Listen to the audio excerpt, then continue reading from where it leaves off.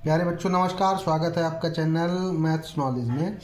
हमने एक्सरसाइज 1.1 पूरी कर ली है। उसके सारे वीडियोस आपको चैनल पे मिल जाएंगे, तो आप उनको देखिएगा। अब उसके बाद अगली एक्सरसाइज पढ़ने से पहले कुछ बातें हम लोगों को सीखनी है जो कक्षा 9 में भी हमने लोगों ने पढ़ी हुई है। अपरिमेय संख्याओं का पुनर्भ्रमण। हमने कक्षा 9 में पढ़ा हुआ है कि अपरिमेय संख्याएँ क्या होती हैं, परिमेय संख्याएँ क्या होती हैं। तो एक बार उनको देख लेते हैं। तो और ये दोनों मिलके ही तो क्या बनाती हैं, वास्तविक संख्या बनाती हैं। पहले वीडियो में बताया था मैंने। परिमेय संख्याएं क्या होती हैं? परिमेय संख्याएं जो P/Q के रूप में लिखी जा सकें, के रूप में लिखी जा सकें तथा PQ कैसे हो? सहअभाज्य पूर्णांक। ये सहअभाज्य क्या होता है ये भी मैंने बताया हुआ है पहले ही वीडियो में। सहअभाज्य पूर्णांक हैं तथा Q does not equal to 0। ये होता है परिमेय संख्या। अब जो परिमेय नहीं है वो अपरिमेय होती हैं। तो परिमेय संख्या तो सभी पूर्णांक जितने हैं ये सब क्या होते हैं? माइनस के, प्लस के, ये सब क्या होते हैं? ये सब परिमेय संख्याएं होती हैं।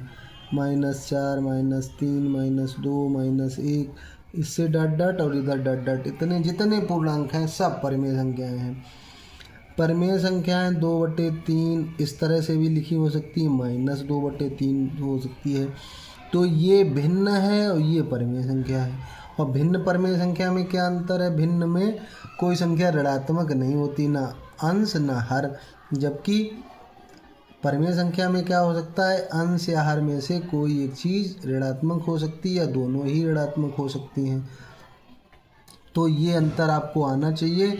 ये बोर्ड में डायरेक्ट पूछ दिया जाता है।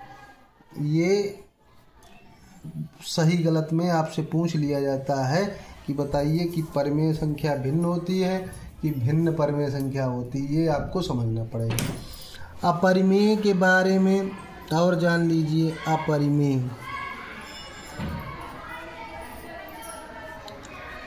अपरिमेय संख्याएं क्या होती हैं?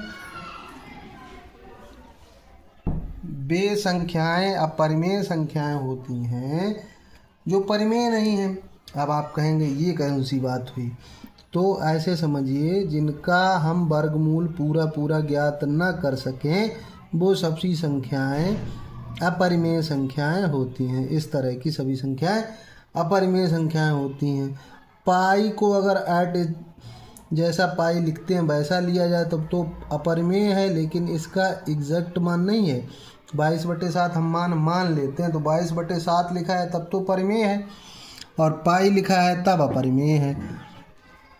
और कुछ दशमलव संख्याएं होती हैं, जैसे 0.1 0 फिर 1 0 0 फिर 1 0 0 0, इस तरह से अगर चलती नहीं और वो ख़त्म नहीं हो रही हैं, लेकिन एक जैसे अंक रिपीट नहीं हो रहे। यहाँ एक के बाद एक 0 आया, यहाँ एक के बाद 2 0 आया, यहाँ एक के बाद 3 0 आया, तो ये अपरिमेय है।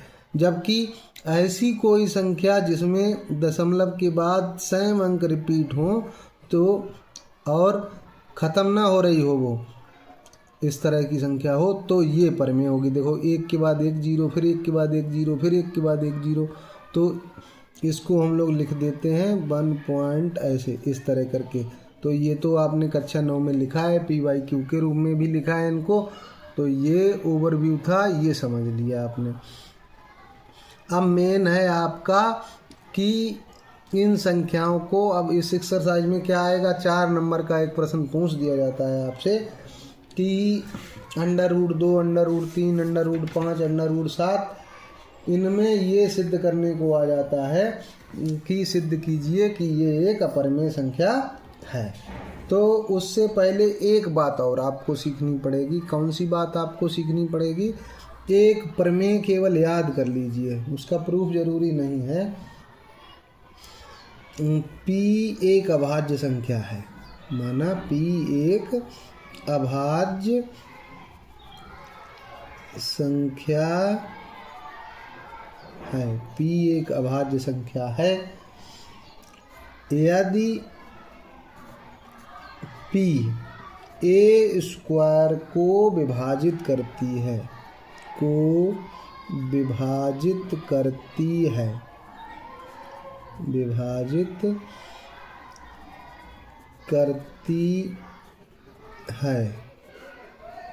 तो P a को भी विभाजित करेगी, a को भी विभाजित करेगी। ये बात होती है। जैसे मान लो 3 है और कोई संख्या 9 ले लेते हैं, उसका स्क्वायर हुआ जाके 81। 3 81 को विभाजित करता है, ठीक है।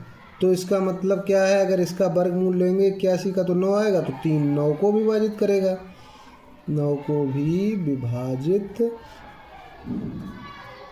करेगा। ये प्रमेय में ये बात कही गई। इसको मैंने आपको एक संख्या का उदाहरण लेके समझा दिया। तो आई होप ये बात अब बिल्कुल समझ में आ गई होगी कि अगर किसी संख्या का वर्ग किसी अभाज्य संख्या से कटता है तो वो संख्या स्वयं भी उस अभाज्य संख्या से कट जाएगी, ठीक है। तो ये बात इतनी आपको याद रखनी है। अब देखते हैं एक्सरसाइज 1.2।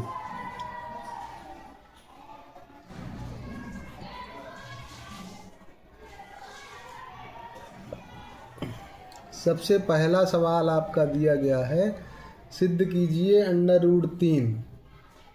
पहला सवाल है सिद्ध कीजिए √5 सिद्ध कीजिए √5 एक अपरिमेय संख्या है, एक अपरिमेय संख्या है। अब ये सवाल √2 भी हो सकता है, √3 भी हो सकता है, √5 भी हो सकता है, √7 भी हो सकता है। इन्हीं 4 सवालों को बार बार रिपीट करके बोर्ड में पूछा जाता है। तो आप जो है एक सवाल लगाइएगा, उससे सारे सवाल क्लियर कर लीजिएगा। देखो मैं आपको एक सवाल समझाता हूँ, वैसे ही आप इस वीडियो को देख के सारे सवाल करेंगे। तो इस सवाल को कैसे हल करते हैं ये समझ लीजिए। इस सवाल को हल करते हैं विरोधाभास से। विरोधाभास क्या होता है कि उल्टी बात माना √5 एक अपरिमेय संख्या, वो अपरिमेय सिद्ध करने को कहा गया, तो विरोधाभास में हम माने परिमेय संख्या है, परिमेय संख्या है। अब परिमेय संख्या को ऊपर मैंने पढ़ाया है कि इसे P/Q के रूप में लिखा जा सकता है, तो इसे P/Q के रूप में लिखा जा सकता है। PQ कैसे होने चाहिए, सह अभाज्य, PQ सह अभाज्य पूर्णांक होने चाहिए। मतलब सह अभाज्य का मतलब मैंने बताया था कि ऐसी दोनों संख्याओं जिनका कोई गुणनखंड कॉमन नहीं है, सह अभाज्य पूर्णांक हैं और Q 0 नहीं है। इतनी बात क्लियर हो गई। ये मैंने आपको ऊपर बताया था, वही हमने उसकी परिभाषा लिख दी। अब देखिएगा कि √5 जो है वो क्या है, P/Q के रूप में लिखी जा सकती है, ठीक। तो अब दोनों पक्षों का वर्ग कर दीजिए। वर्ग करने पर वर्ग करेंगे तो √5 का वर्ग 5 हो जाएगा, ये P² हो जाएगा, ये Q² हो जाएगा। तिरछा गुणा अगर करेंगे तो P² बराबर हो जाएगा 5Q²। ये हो जाएगा। अब इसका मतलब पी स्क्वायर का वर्ग करो तो 5q² मतलब 5 का भाग इसमें चला जाता, तभी तो ये 5q² के बराबर हुई। तो इसका मतलब ये हुआ कि पी स्क्वायर 5 से विभाजित है, ऊपर मैंने अभी एक प्रमेय आपको बताई थी कि अगर पी ए स्क्वायर को विभाजित करता है तो पी ए को भी विभाजित करेगा। यहाँ पी की जगह पे 5 है और ए की जगह पे पी है, तो इसका मतलब क्या होगा, पी 5 से विभाजित होगा, पी 5 से विभाजित होगा, ये कन्फर्म है।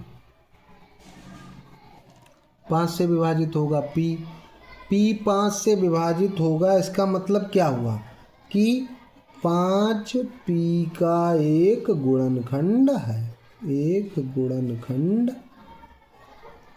गुणनखंड है, यानी कि 5 जो है पी में आता है।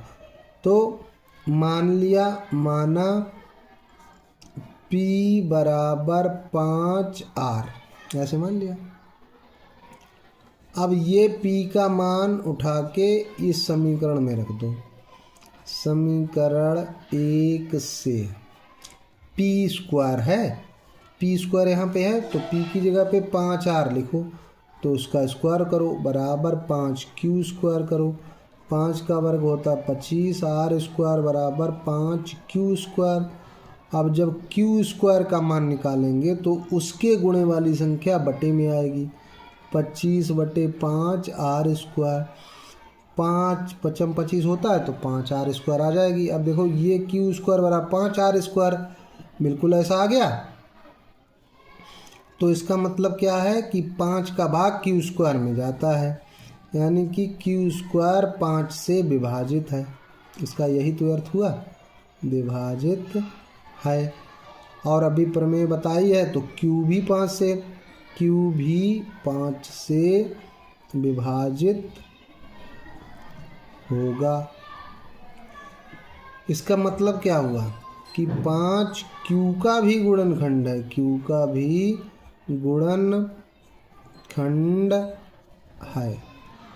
अब हमने ऊपर लिखा पी क्यू सहअभाज्य, सहअभाज्य का मतलब है ये होता है कि दोनों में कोई कॉमन गुणनखंड नहीं। ये आ गया 5 पी का गुणनखंड है, 5 क्यू का गुणनखंड है, इसलिए चूंकि लिखोगे चूंकि 5 पी क्यू दोनों का उभयनिष्ठ गुणनखंड है, दोनों का उभयनिष्ठ गुणनखंड है, ये हो गया।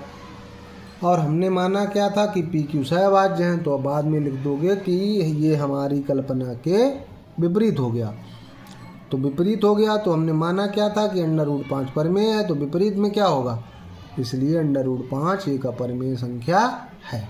इसी प्रकार से आप √3, √2, √7 का भी कर सकते हैं, बिल्कुल सेम।